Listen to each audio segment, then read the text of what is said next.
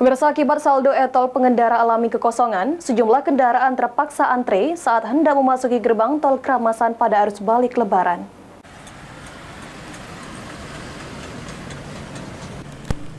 Berdasarkan pantauan arus balik Lebaran Idul Fitri pada hari kelima, sejumlah kendaraan baik itu pribadi maupun umum antri saat hendak memasuki gerbang tol Kramasan. Hal itu disebabkan karena pemilik kendaraan kehabisan saldo kartu uang elektronik atau e-tol.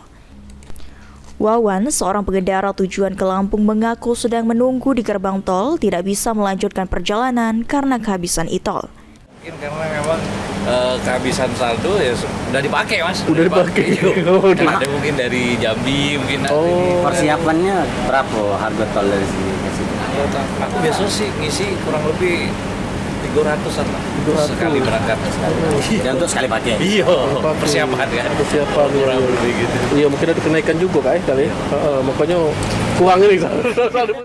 Sementara itu, menurut pengendara lainnya dengan tujuan ke Jakarta bernama Agnes mengaku dirinya bukan tidak ada kesiapan memiliki saldo e-tol, namun karena harga tol yang naik hingga membuat saldo e-tol tidak cukup. Mbak, ini kenapa? Kehabisan saldo? Kenapa nih, Mbak? Atau belum ngisi 600 ribuan kalau untuk balik pergi aja tuh, Mbak? Pulang aja. Dari tol Kramasan ke Bakauheni. Iya. Oke. Aji Delia, PAL TV.